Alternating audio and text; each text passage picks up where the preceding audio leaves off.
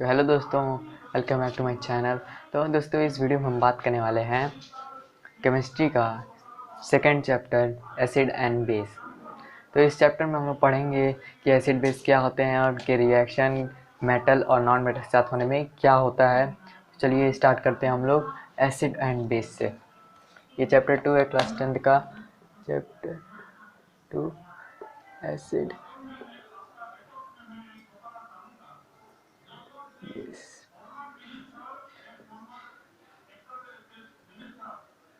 तो दोस्तों, सबसे पहले देखते हैं एसिड क्या होता है। Acids are generally sour in taste and it's change the blue litmus paper red litmus में कन्वर्ट कर देगा। जब भी जैसे इसका मतलब है, जैसे एक लिटमस पेपर होता है जो कि समुद्र के किसी चीज़ से बनता है। जब भी हम उस पर कुछ एसिड जैसे पता करना है कि ये चीज़ एसिड है या बेस, तो हम जैसे एक ब्लू लिटमस पेपर लेंगे। अगर उस चीज़ को गिराने पे एसिड होगा अगर वो, तो उसको जब हम लोग गिराएंगे उसके ऊपर लिटमस पेपर के ऊपर, ब्लू लिटमस पेपर के ऊपर, तो वो उसका कलर ब्लू से रेड हो जाएगा। तब अगर रेड हो गया मतलब वो एसिडिक है। जैसे कि आप अगर संतरा ले लें, वो थोड़ा सा खट्टा होता है। तो खट्टा जो भी चीज़ होता है लगभग लगभग वो एसिड होता है। कोई भी चीज़ खट्टा है वो एसिड होता है। अगर आप उसको ब्लू लिटमस पेपर पे लगाएंगे तो वो रेड हो जाएगा। तो खट्टेपन को हम लोग कहेंगे सार, क्योंकि वो थोड़ा सा खट्टा होता है। अगर आप नींबू अपने मुंह में डाल लें तो एकदम से झंझनाहट होता है, क्योंकि वो एसिडिक होता है थोड़ा सा। एसिडिक आयन किस वजह से बनता है? H प्लस आयन की वजह से।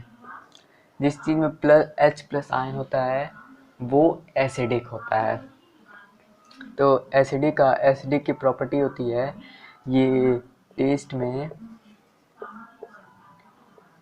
में सार होता है और ये ब्लू लिटमस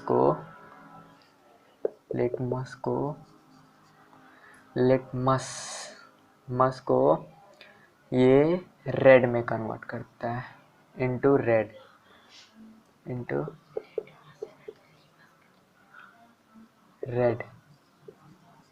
में कन्वर्ट करता है। तो ये एसिडिक हो गया। ये एसिडिक की खासियत। और बेस क्या होता है दोस्तों? बेस जो होता है ये जनरली टेस्ट अगर आप इसको करेंगे तो ये बिटर होता है, एकदम कड़वा एकदम। जब भी जैसे फिटकरी आप ले लें और आप उसको टेस्ट करेंगे वो बेस होता है। जैसे आपको कहीं मान लीजिए मधुमक्खी काटा है, वहाँ पे अगर आप लोग फिटकरी रगड़ लेना तो मधुमक्खी का जो एसिड रहता है वो एसिड रहता है, उसका डंक में एसिड रहता है, तो वो बहुत ही जलता है। तो अगर आप लोग फिटकरी उस पर रगड़ लेंगे जो कि बेस है, तो वो न्यूट्रल कर देगा, आपको दर्द कम होगा। तो जब आप लोग फिटकरी का टेस्ट करेंगे आपका मुँह एकदम कड़वा हो जाता है, तो वो बेस हो गया। तो ये टेस्ट में बिटर होता है, बिटर, BITTER बिटर होता है। और ये रेड लिटमस पेपर को लिटमस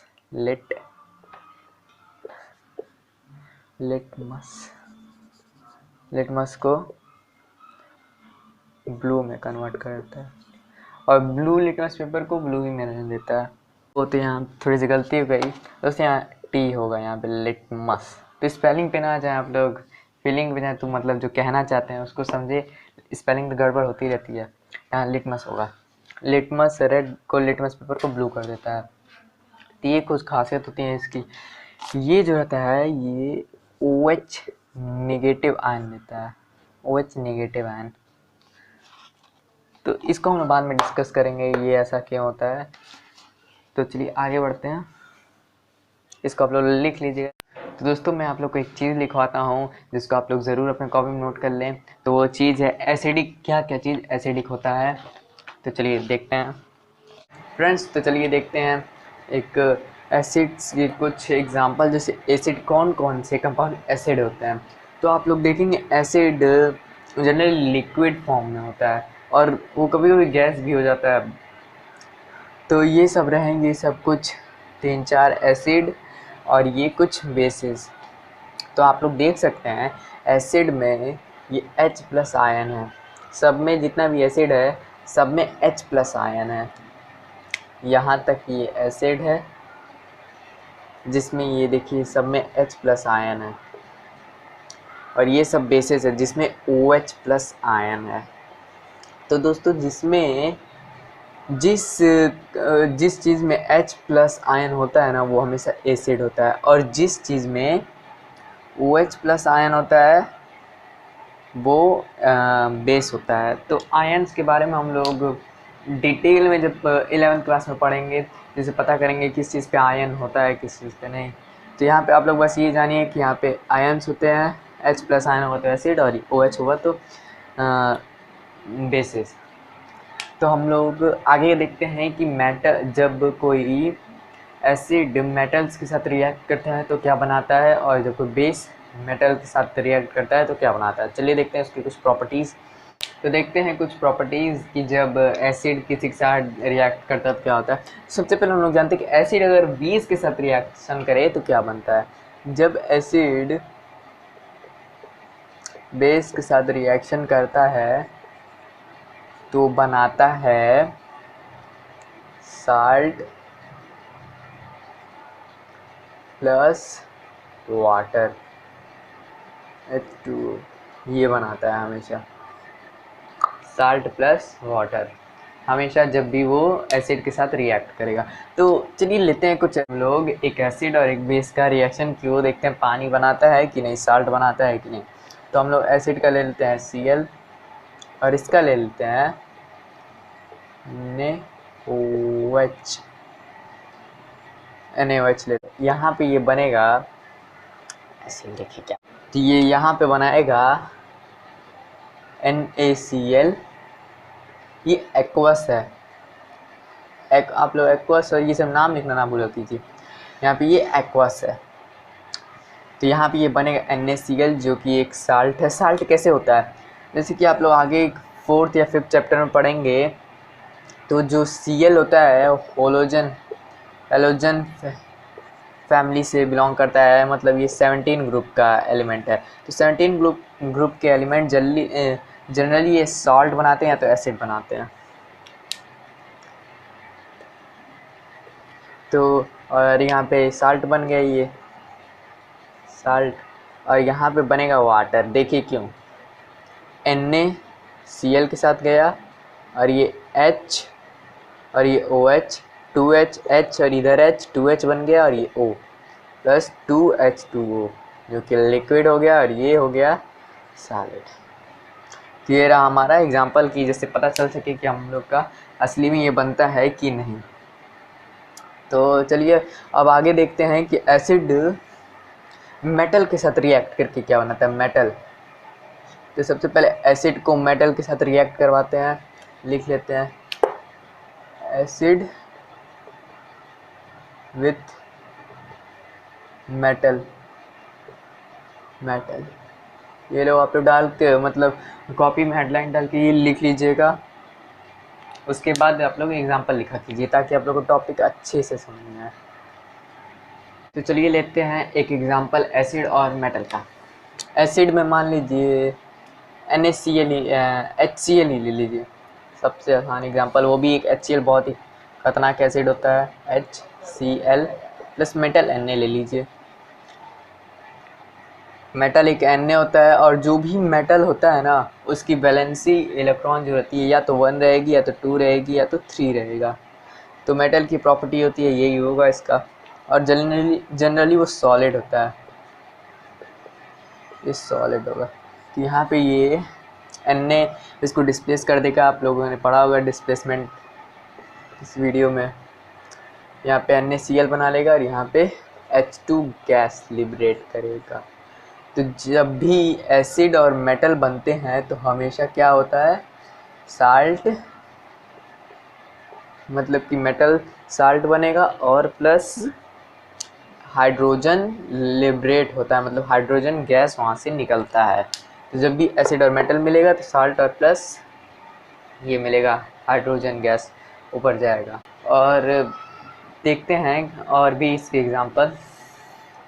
लेते हैं एक next example, zinc plus H2SO4 H2SO4 लेते हैं। यहाँ पे क्या होगा, ये जिंक जो है हाइड्रोजन से ज़्यादा रिएक्टिव है, तो ये जिंक हाइड्रोजन को हटा के H2SO4 बना लेगा, और यहाँ पे हाइड्रोजन ऊपर उड़ जाएगा, ये H2 ऊपर उड़ जाएगा। तो यहाँ पे देखिए ये बना एसिडिक सॉल्ट। यहाँ पे इसको हम लोग दोस्तों मेटल सॉल्ट कहते हैं। यहाँ पे जो रहता है इसको हम लोग मेटल सॉल्ट कहते हैं, मेटल सॉल्ट। तो ये भी होगा मेटल सॉल्ट, ये भी मेटल सॉल्ट ही है। तो अब देखते हैं हम लोग बेस विथ मेटल क्या बनेगा। तो आप लोग इसको लिख लीजिएगा।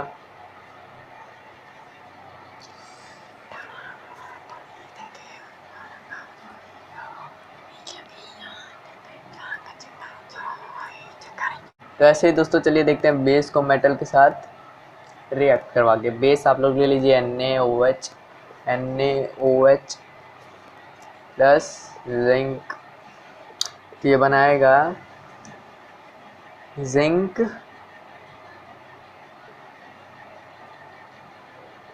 यहाँ से H2 यहाँ से उड़ जाएगा, यहाँ पे भी गैस बन के, और यहाँ दोस्तों यहाँ पे बनेगा ये सोडियम जिंकेट। वो पहले लिखा गया था यहाँ पे सोडियम जिंकेट। तो यहाँ ये Na2O2, तो देखिए यहाँ पे ये 2 है Na, यहाँ पे भी 2 है, OH भी 2, Hb2। तो यहाँ पे ये जिंक सॉलिड होगा, ये एक्वस होगा, और ये सॉलिड होगा, और ये गैस।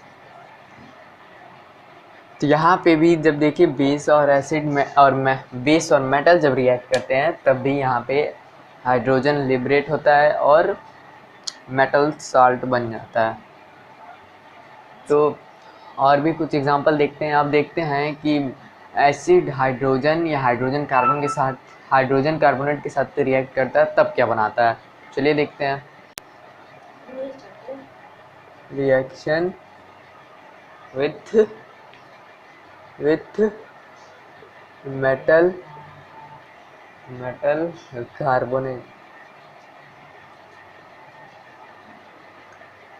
कार्बोनेट एंड हाइड्रोजन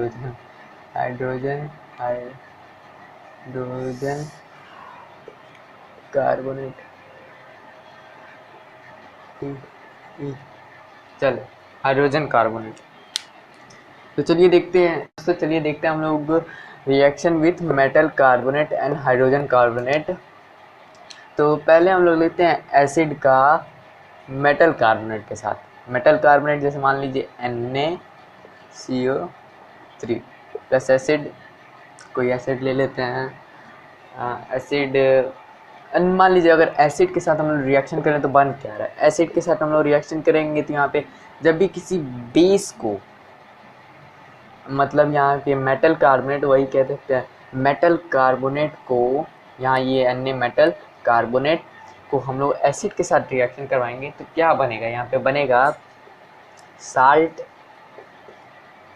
और साल्ट ऑफ, यहाँ पे H छूट गया, यहाँ पे NaHCO3 होगा, या NaHCO3 जो कि बेकिंग सोडा है ये।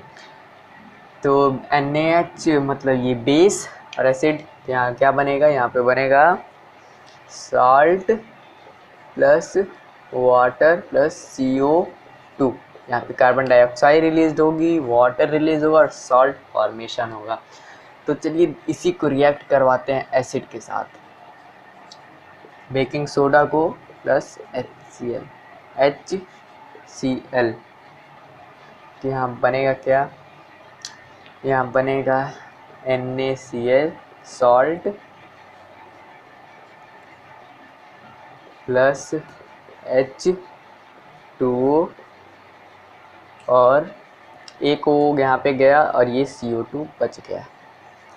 तो आप अगर यहाँ पे ध्यान से देखेंगे दोस्तों, NaCl के साथ H2H यहाँ पे 2H2O और एक इसका वाटर, यहाँ पे वाटर और यहाँ CO2 बचा, तो यहाँ CO2। तो जब भी कि कोई भी बेस एसिड के साथ बन रहा है तो यहाँ पे कार्बन डाइऑक्साइड भी रिलीज हो रहा है।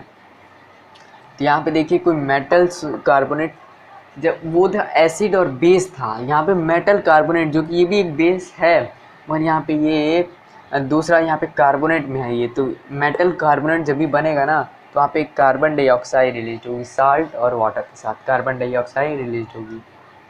और इसमें का एक और बहुत ढेर सारा एग्जांपल है, मगर हम लोग एक, चलिए एक और ले लेते हैं। यहाँ पे मान लीजिए MgCO3 प्लस कोई एसिड HCl एक और ले लेते हैं। ये इसको एल हटा के बन जाएगा MgCl। यहाँ पे Mg का होता है 2 पावर होता है इसके पास, तो यहाँ पे 2HCl होना चाहिए, MgCl2, यहाँ पे भी 2 लगेगा, तो यहाँ पे बनेगा 2H2O। तो देखिए दोस्तों यहाँ पे वाटर फिर से आ गया, 2H2O प्लस ये कार्बन डाइऑक्साइड रिलीज हुआ, यहाँ पे भी दोस्तों देखिए वही आया। तो अभी देखिए ये बैलेंस है पूरा, और यहाँ पे निकल भी रहा है कार्बन डाइऑक्साइड, यहाँ पे कार्बन डाइऑक्साइड निकल भी रहा है। तो देख सकते हैं आप लोग ये सब रिएक्शन कि कार्बन डाइऑक्साइड रिलीज होता है जब भी कोई मेटल ऑक्साइड होता है। तो आप लोग इसको लिख लीजिएगा कि जब भी कोई मेटल ऑक्साइड होगा तो ये निकलेगा।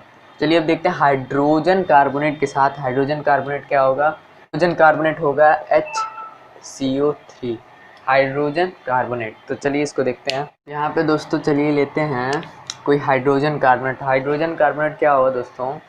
आप हाइड्रोजन कार्बोनेट को भी लेंगे तब भी यहाँ पे वही निकलेगा, तब भी यहाँ पे साल्ट, जो हम लोगों ने प्रीवियस अभी एग्जांपल दिया था वही चीज़ इसमें भी निकलेगा। यहाँ पे भी साल्ट और H2 और कार्बोनेट निकलेगा, यहाँ पे भी सेम वही चीज़ होगा। अगर हम लोग कार्बोनेट, हाइड्रोजन कार्बोनेट को यहाँ पे लेंगे तब भी, या मेटल कार्बोनेट ले या हाइड्रोजन कार्बोनेट लो, सेम वही चीज़ उसमें भी इन्वॉल्व है। रिएक्शन प्रोडक्ट उसका जो बनेगा उसमें कार्बन डाइऑक्साइड, वाटर निकलेगा और सॉल्ट बनाएगा।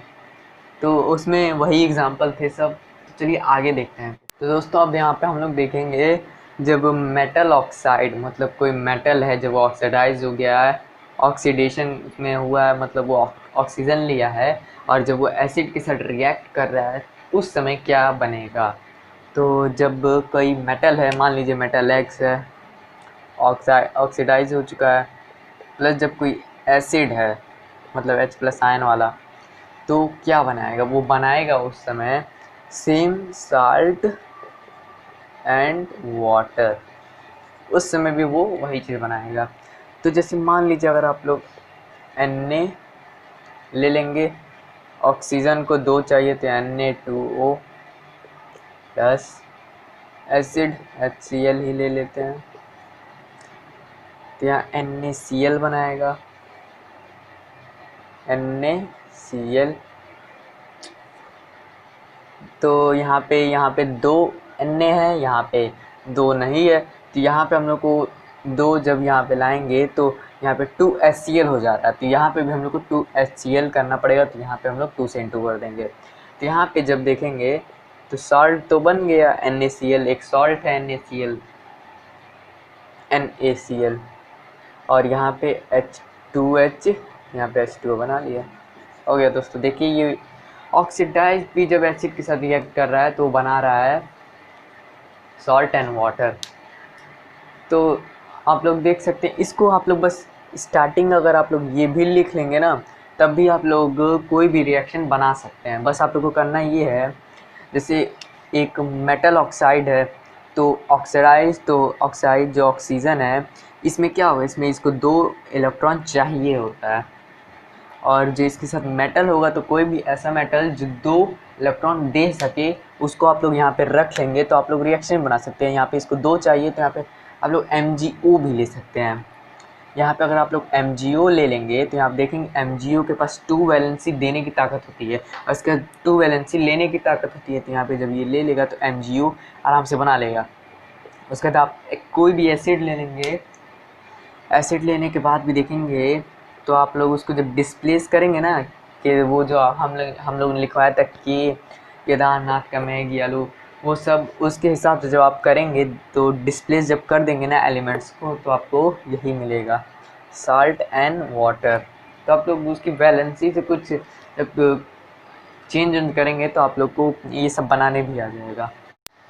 तो दोस्तों हम लोग इस वीडियो में मैंने थोड़ा सा टॉपिक कवर करने की कोशिश की, तो नेक्स्ट वीडियो में हम लोग इसके आगे का टॉपिक कंटिन्यू रखेंगे और कुछ नए नए चीज़ें जानने की कोशिश करेंगे कि जब मेटल एसिड और बेस जो होता है जब वाटर के साथ रिएक्शन करता है तो क्या बनाता है। तो ऐसी ही कुछ आगे चीज़ें हम लोग देखेंगे। तब तक के लिए आप लोग अपना काम कीजिए, पढ़ाई कीजिए, और वीडियो अच्छा लगे तो सब्सक्राइब ज़रूर कीजिएगा और लाइक ज़रूर कीजिएगा।